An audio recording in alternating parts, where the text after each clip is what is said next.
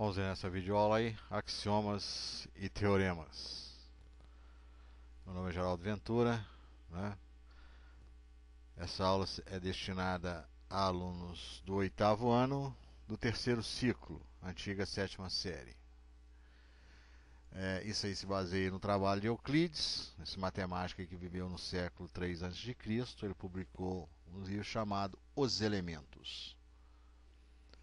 Axioma ou postulado é uma sentença ou proposição que não é provada ou demonstrada. E ela é considerada como óbvia ou como o consenso inicial necessário para a construção e aceitação de uma teoria. Ou seja, são afirmações aceitas sempre como verdadeiras, né? Exemplo, por um ponto passam infinitas retas. Então aqui nós temos exemplo de um axioma ou postulado. Então tem um ponto P. Esse ponto aqui representado pela letra maiúscula do nosso alfabeto. Em geral, os pontos são representados por letras maiúsculas, as retas por letras minúsculas. Então, por esse ponto aqui, eu posso passar infinitas retas. A primeira, a segunda, a terceira, a quarta, a quinta e por aí vai. Poderia ficar aqui eternamente desenhando retas aqui, passando por esse ponto. Enquanto eu estivesse vivo, eu poderia passar retas diferentes aqui por esse ponto P. Então isso não se demonstra, né? Aceita-se como verdade. No nosso dia a dia, eu poderia te dar o seguinte exemplo. O céu do planeta Terra é azul, de cor azul. Ninguém demonstra isso. Se aceita como verdade. Então essa cor aqui é de cor azul. As nuvens, obviamente, brancas, né? Outro exemplo. O giz inteiro é maior que o pedaço. Ninguém fica provando que um giz inteiro é maior do que o pedaço dele, né? E são afirmações no nosso dia a dia que a gente aceita como verdade. Ninguém fica, mas por quê? Por quê? Por quê? Outro exemplo de axioma ou postulado em matemática. Dois pontos distintos determinam uma única reta. Então tem o ponto A e o ponto B. Então por esses dois pontos aqui, só é possível desenhar uma única reta. Ela aí, ó, reta R. Agora, nem todas as afirmações ou afirmativas em matemáticas são axiomas ou postulados, né? Postulados e axiomas. Então nós temos aí o teorema. São propriedades geométricas aceitas como verdadeiras, somente depois de provadas. Então um teorema são afirmações que é necessário provar, é necessário demonstrar que aquilo é verdade. Um exemplo na matemática. A soma das medidas dos ângulos internos de um triângulo é igual a 180 graus. Então a medida desse ângulo A mais a medida desse ângulo B mais a medida do ângulo C, 180 graus. Um exemplo de um teorema que iremos demonstrar daqui a pouco. Na vida eu poderia te falar assim, ó, um exemplo, né? Exemplo, foi você quem assaltou o banco, né? Então uma afirmação dessa você vai virar para mim e falar assim, você tem que provar, ué. Isso é uma afirmativa muito grave, é uma afirmação muito grave, então você vai ter que provar isso na justiça. Então esse tipo de afirmativas aí no nosso dia a dia necessita de prova, de demonstração. Então voltando para a matemática, um teorema ele é composto de duas partes, a hipótese e a tese. A hipótese é a parte que se supõe conhecida. Tudo aquilo que você conhece dentro do problema você chama de hipótese. E tese é aquilo que você quer provar. Então vejamos um exemplo de demonstração do teorema. A soma das medidas dos ângulos internos de um triângulo é igual a 180 graus. Então aqui o triângulo A, B, C e os ângulos internos A, ângulo B, ângulo C. Hipótese. O ângulo A, o ângulo B e o ângulo C, com esse circunflexo, né, representa ângulos, são ângulos internos do triângulo ABC. Então essa é a hipótese. A tese é o que eu quero provar, que é a medida do ângulo A mais a medida do ângulo B mais a medida do ângulo C é igual a 180 graus. Aí vem a demonstração. Então eu tenho a reta R, peguei uma reta R que é paralela à reta BC, ok? A reta R é paralela à reta BC, passando pelo ponto A. E aí vem as afirmativas e a justificativa. Então a primeira afirmativa que eu vou fazer é o seguinte: esse ângulo X, a medida dele, mais a medida do ângulo A, que é esse ângulo aqui, mais a medida do ângulo Y, é igual a 180 graus. Então somar X com o ângulo B, aliás, com o ângulo A, com o ângulo Y, dá 180 graus. A justificativa é que esses três ângulos são ângulos rasos, ou seja, 180 graus. Então esse ângulo mais esse, 180 graus. É um ângulo raso. O ângulo raso é o nome que se dá a um ângulo cuja medida é 180 graus. Agora, afirmativa 2. Esse ângulo X é congruente com o ângulo B. Então essa medida aqui de azul, ó, escuro, é igual a essa medida de azul clara aqui.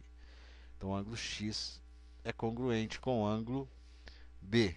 São ângulos alternos internos. Nós vimos uma aula aí sobre retas paralelas cortadas por uma transversal. Os ângulos formados por duas paralelas interceptadas por uma transversal. Então esses ângulos são alternos internos, eles são congruentes.